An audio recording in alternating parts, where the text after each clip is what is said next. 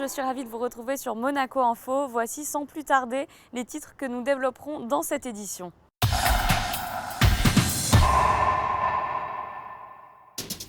Nous reviendrons sur cette catastrophe qui s'est déroulée au Népal. Une première partie du groupe humanitaire composé de monégasques et de résidents est rentrée lundi en fin d'après-midi. L'édition 2015 du Startup Weekend organisée par la Jeune Chambre économique de Monaco s'est déroulée en fin de semaine dernière. Nous les avons suivis. Et nous terminerons ce journal avec la projection en début de semaine d'un film documentaire sur le peintre niçois Louis Bréa au Théâtre des Variétés. Après le tremblement de terre qui a ravagé le Népal samedi et plus particulièrement la vallée de Katmandou, des monégasques et des résidents de la principauté qui participaient à une mission humanitaire sont rentrés lundi en fin d'après-midi. Dominique Poulain était alors arrivé à l'aéroport Nice-Côte d'Azur. Prévu à 17h10, le vol en provenance d'Istanbul atterrit 30 minutes plus tard sur le tarmac de l'aéroport Nice-Côte d'Azur. 7 monégasques ou résidents monégasques reviennent du Népal où ils participaient à une mission humanitaire organisée par les associations Monaco Aide et Présence et Namasté. L'attente est longue pour leurs familles et leurs proches. À leur descente d'avion, les 7 personnes sont accueillies par Robert Kohl, secrétaire général du ministère d'État, et Bénédicte Schulz, directeur de la coopération internationale de Monaco, qui ont beaucoup œuvré pour un retour rapide en principauté. Les visages sont fatigués et marqués. Tous étaient présents dans la région au moment du séisme et tous sont tombés dans les bras de leurs proches, comme ici David avec ses futurs beaux-parents et son frère. Il était au Népal avec sa compagne Audrey, infirmière, depuis une semaine pour inaugurer une école et un centre de santé. Certains, comme Donatella De Filippo, la présidente de l'association Monaco Aide et Présence, ont besoin de parler, de raconter le drame, que le sol s'est mis à trembler et que tout s'est effondré autour d'eux comme un château de cartes. En quittant l'aéroport, tous n'avaient qu'une envie, rentrer chez eux pour une bonne nuit de sommeil, en pensant bien sûr à ceux qui n'avaient pas pu être rapatriés. Au total, 29 monégasques ou ressortissants monégasques étaient au Népal, tous sains et saufs. Ils seront de retour en principauté dans les jours qui viennent. Pendant un peu plus de 2 jours était organisée la 2e édition du Startup Weekend, un événement mis en place par la Jeune Chambre économique de Monaco et dont l'objectif est d'encourager les personnes à créer leur propre entreprise. Une équipe de Monaco Info les a suivis. Ils sont étudiants, entrepreneurs, ingénieurs, graphistes, comptables, experts en marketing ou encore développeurs. Tous ont eu 54 heures pour créer une start-up à partir de rien, à partir d'une page blanche. Ce concept développé aux États-Unis il y a une dizaine d'années s'est popularisé sur la planète entière. À Monaco, il est organisé par la Jeune Chambre économique. Il n'y a pas de limite d'âge ni de formation prérequise. Tout le monde peut y participer. L'idée est de permettre aux porteurs d'idées de voir leur projet avancer. On veut que tous les gens qui souhaitent entreprendre aient des outils pour le faire. On veut surtout mettre en relation les gens. Aujourd'hui, il y avait 75 individualités au début du week-end. Ce soir, il y a des équipes, il y a des groupes, il y a des gens qui ont passé des heures et des heures ensemble et qui ont créé des liens beaucoup plus forts. Et c'est surtout une magnifique école d'entrepreneuriat, d'énergie, voilà, de très positif. Dès le vendredi soir, les participants présentent une idée ou un début de projet et ont donc 54 heures pour développer un modèle économique autour de ce projet. 40 projets ont été présentés, 11 ont été retenus, certains plus originaux que les autres, comme celui de l'équipe de Jessica, une jeune Suisse installée à Monaco depuis 5 ans. Ensemble, ils ont planché sur l'idée de cultiver des potagers sur les toits de la principauté. Tous les participants ont 5 minutes pour défendre leur projet devant un jury composé de professionnels, de représentants des institutions et du monde de l'entreprise, avant de répondre aux questions des membres de ce même jury. Une fois tous les projets présentés, le jury se retire pour délibérer.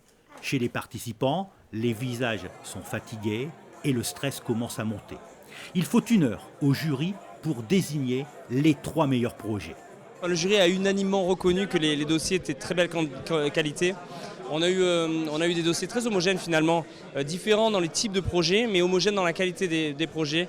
On n'en revenait pas à quel point 54 heures peuvent être mis au bénéfice de projets, de leur concrétisation, et on était vraiment impressionnés. Le lauréat est l'équipe de Food Language. Ce projet permet de comprendre la carte d'un restaurant aux 4 coins du monde. Grâce à une application, vous flashez avec votre smartphone le menu et il est traduit dans la langue de votre choix.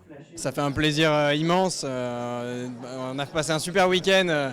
On ne se connaissait pas vendredi soir. On a passé un super week-end à travailler sur notre projet Food Language. Et la compétition était rude en plus parce qu'il y avait des excellents projets. Sur le podium, il y avait vraiment des super projets. Et puis on a réussi à bien avancer, à être très productif et surtout au final à arriver à un projet où on est prêt et où on est capable de traduire le menu d'un restaurant en aujourd'hui 16 langues, mais demain 120. Et dans un endroit comme Monaco où il y a 210 nationalités représentées, génial. La deuxième équipe de ce deuxième Startup Weekend Monaco est... Sur la deuxième marche du podium, Artega, un site internet qui permet aux lycéens, aux étudiants ou aux professionnels en reconversion de déterminer son métier idéal. Sur la troisième marche, Connected Property Management, un système de prévention et de détection des pannes des bâtiments connecté à une plateforme web qui permet une intervention technique en temps réel.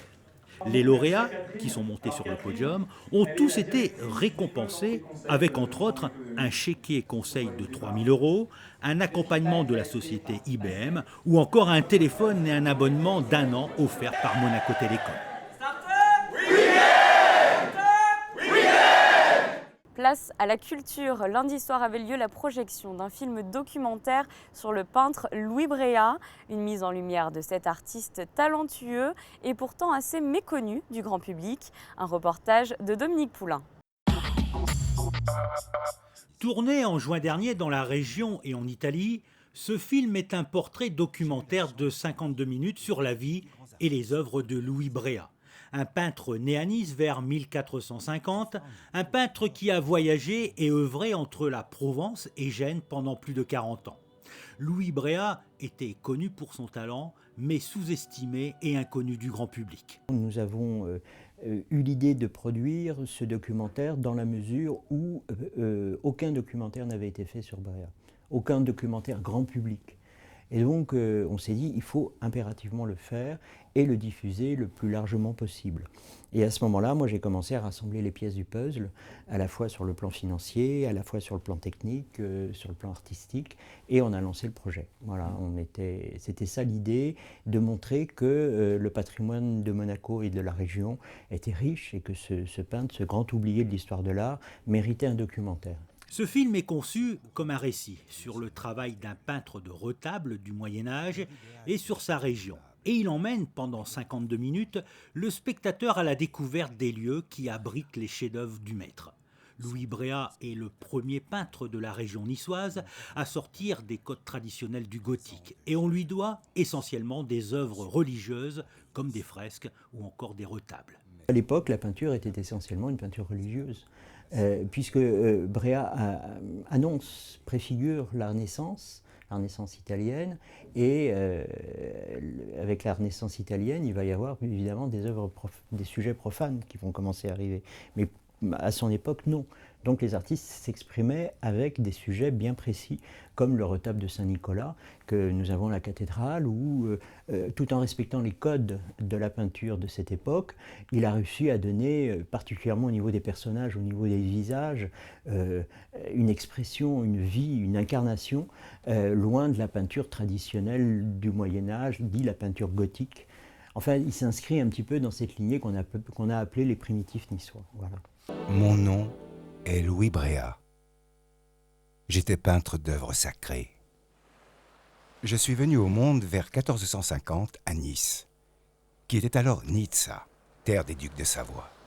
La voix off guide par ailleurs le spectateur vers la compréhension et le décryptage des mystères cachés dans les œuvres du peintre. L'important, c'était de restituer le texte qui, dans ce documentaire, est très présent, très inspiré, parce que bon, on traite beaucoup d'images mystiques, chrétiennes, et donc voilà, il fallait restituer, et d'autant plus que le souhait de Bruno Baccheschi et de Germaine-Pierre Leclerc était que ce soit Louis Bréa qui parle. Donc il fallait vraiment s'approprier le texte qui commence par je m'appelle Louis Bréa, voilà, je suis né. Voilà.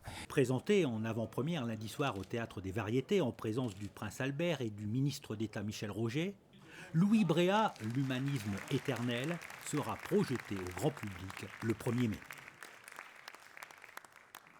Et dans le reste de l'actualité, les installations pour le Grand Prix de Formule 1 sont bien avancées, mais avant d'accueillir cette 73e édition, la Principauté organise le premier Monaco e-Prix, 7e étape du Grand Prix de Formule E. À cette occasion, l'accès aux tribunes sera gratuit, mais il ne faudra pas oublier de vous munir de places à retirer en avance. Pour ceux ayant déjà effectué leur réservation par Internet, il vous suffit de les retirer à la boutique ou à la billetterie de l'Automobile Club de Monaco. Quant aux autres, il reste encore quelques places disponibles. Elles seront distribuées le samedi 9 mai. L'ACM conseille de venir le plus tôt possible le jour de l'épreuve, au point proposé qui s'affiche sur votre écran.